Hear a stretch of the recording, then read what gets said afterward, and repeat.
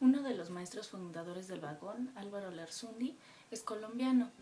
No sé exactamente cómo fue, pero alumnos de Bogotá leyeron nuestra segunda antología, Miradas Pasajeras, cuentos, poemas y más artificios. Y los chicos nos escribieron cartas a los autores. Apenas me llegó mi carta, aquí la tengo, y decidí contestarla en un video para hacerla un poco más especial, ir platicando más cosas en poco tiempo. Fechada Bogotá, 29 de mayo de 2013. Me le escribe a Derly R. Me escribe un poco sobre ella. Y luego me dice: me encantó tu cuento, cuidar lo que se dice. Me pareció algo tan creativo la forma en que escribiste ese cuento. Hasta llegué a pensar que estaba escrito en inglés. Cuando describiste qué le pasa al señor, fue muy impactante y a la vez sorpresivo, pero aún así me enamoré de ese cuento. Ok, aquí está el cuento, para ustedes que no tengan ni idea. Cuidar lo que se dice. Y a ver si lo alcanzan a ver. Quizá no.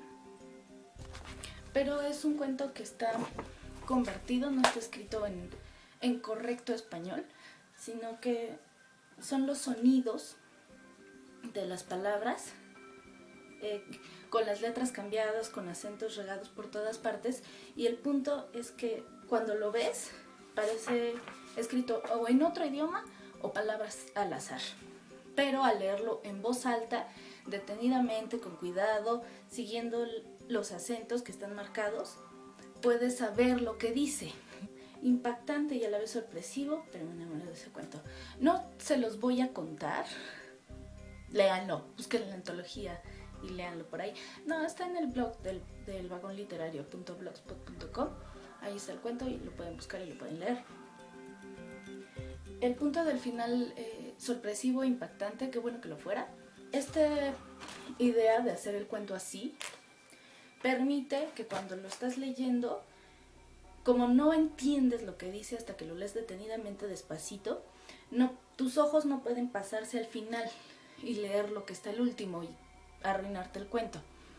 Por eso esta estructura que hice para este cuento, de hecho la quiero repetir para otros, en la que haga eso, un final que tenga una vueltita de tuerca o algo extraño, para que la gente no se los arruine al momento de empezar a leer, porque yo escribo cuentos muy breves, muy cortitos, de una página, de media página. Te quería preguntar cómo se te ocurrió escribir algo tan triste y gracioso a la vez.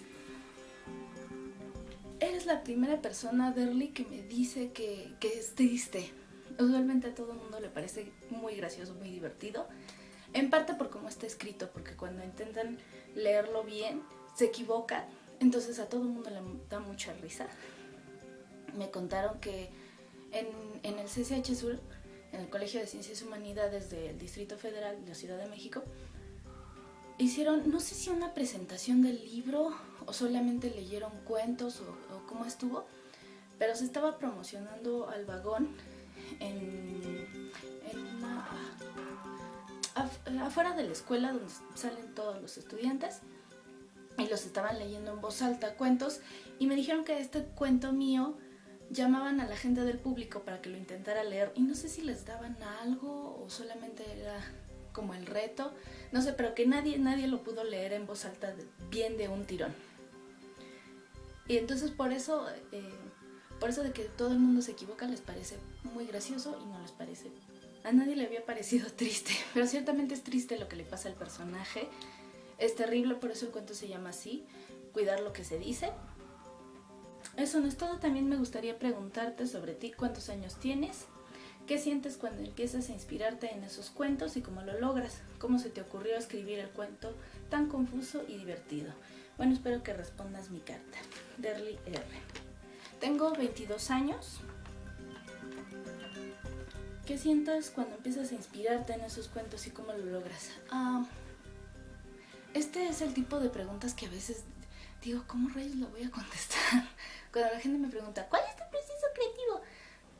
Algo curioso, mi musa, mi inspiración usualmente llega en el baño, cuando me estoy bañando. Entonces a veces la inspiración la tienes que obligar a la musa a venir a ti. Y también no siempre escribe uno cuentos porque sí, porque quiere y ya.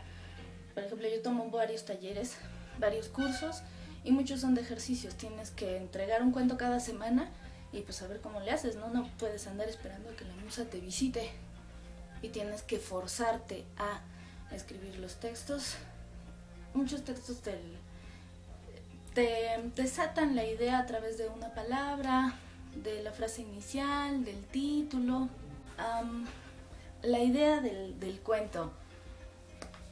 Yo estaba en el primer semestre del bachillerato y estaba con unos amigos precisamente de un taller que teníamos de literatura fantástica. Y no sé de qué estábamos hablando, que por alguna razón yo dije de broma a uno de los chavos, ¡ay, púdrete! Y una chica se empieza a reír y dice, ¿te imaginas que alguien dijera púdrete y en serio te pudrieras? Y entonces dije, wow, tengo que hacer eso, tengo que usarlo en algún momento. La primera idea que se me había ocurrido era de una persona que tuviera alguna maldición o algo en lo que todo lo que ella dijera de forma imperativa, como una orden, se hiciera realidad, se cumpliera. Entre ellas iba a ser eso de púdrete, como si fuera una broma, y iba a suceder. Pero no me convencía, como que no cuajaba, no me gustaba. Y pasó mucho tiempo y luego dije, bueno, a lo mejor solamente de ese pedazo, de alguien diciendo púdrete y alguien pudriéndose. Ni siquiera tener que explicar por qué pasa eso. A veces explicamos demasiado. Y no, está padre que le dejes al lector hacer sus propias conclusiones, imaginar qué pasó. En algunos cuentos funciona. Eso es lo que decidí hacer y lo redacté, pero como que no me convencía, como que sentía que algo le estaba faltando. Y la otra parte del cuento de cómo está escrito también fue, estaba hablando con un amigo y igual no sé de qué estábamos hablando ni qué, pero de pronto yo le dije, imagínate un cuento que cuando lo veas, un texto que cuando lo leas en la página, parezca que dice una cosa sin sentido, pero que cuando lo leas en voz alta, detenidamente, con atención, descubras que en realidad dice otra cosa que sí es coherente, que sí tiene sentido. Y me dijo, ay, eso no se puede, no inventes, ¿cómo vas a hacer eso? Y lo estuve pensando y después decidí hacer eso. Tomar palabras, separarlas, a la mitad, justo a la mitad, unir el final de una palabra con el inicio de otra, cambiar palabras que tienen el mismo fonema, como las S con las Z, las S con las K y las Q, y poner acentos que ayuden a cómo lo debes pronunciar, dónde debes hacer el énfasis. Y decidí hacerlo para ese cuento que yo sentía que algo le estaba faltando. Y en realidad convertir el cuento, ya que tenía decidido qué era lo que iba a hacer, fue muy rápido, creo que lo hice como en 1 hora, de que se me despertó la idea cuando te imaginas que alguien dijera, a que lo concluí, a que lo terminé, ha de haber pasado como 1 año, quizá 2, no me acuerdo, pero pasó un buen rato. Lo leímos en una de las sesiones del vagón, me pareció creativo por eso, tanto por lo que pasaba como por cómo estaba escrito sobre todo. Y lo perdí. Perdí la hoja en la que lo tenía escrito a mano y no la encontraba. Y a veces me recordaban de ese cuento, sobre todo mi amiga Laura Itzel, también autora del vagón, y me decía, oye, ¿y el cuento ese raro que escribiste del tipo que se pudría? Y dije, ay, no sé dónde está. Y mucho tiempo, lo busqué por todos lados, nunca lo encontré. Después mucho tiempo se me olvidó que tenía ese cuento. Y una vez ordenando no sé qué, lo encontré traspapelado, lo encontré entre un montón de hojas, entre cuadernos y demás. Y así de, yupi! Ya había decidido que a lo mejor lo tendría que escribir otra vez y volverlo a hacer, pero me gustaba cómo estaba. Entonces cuando lo encontré fue genial. Y de que lo terminé de escribir, que se perdió y lo volví a encontrar, ha de haber pasado no sé cuántos meses también, o tal vez otro año, no sé, pasó mucho tiempo. Y se publicó primero en el blog del vagón y después en nuestra segunda antología. Tenemos 3 antologías, pequeño paréntesis, y está a punto de salir la 4ª, sale en octubre. Y esa es la historia del cuento. Sirve contar estas cosas porque a otros escritores les ayuda que un escritor les cuente cómo hizo las cosas, saber su proceso creativo. Y a uno mismo como autor te sirve mucho saber qué hiciste para que algo funcionara. Los autores, bueno, al menos a mí me pasa, pero creo que a todos les sucede, no quieres a todos tus textos. No es de, todos son mis hijos y los quiero por igual.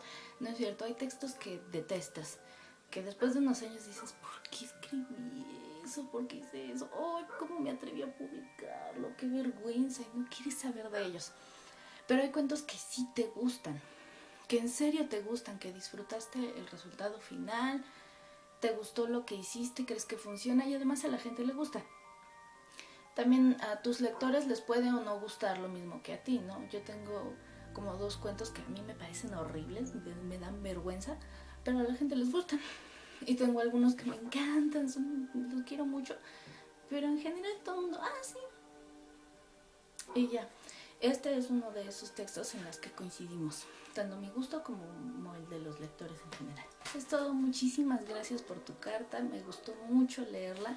Es la primera carta de un fan. No, en realidad tengo un correo de un fan muy chida, pero esta es la primera carta en papel que me llega, que pasó por el correo postal y demás, y además desde Bogotá. Gracias, Derly, otra vez, mucho gusto, espero que sea el inicio de una bonita amistad, de una relación entre lectora y escritora, y nos vemos luego. Hasta luego, bye. México DF, 22 de septiembre de 2013. Atentamente, Caterina.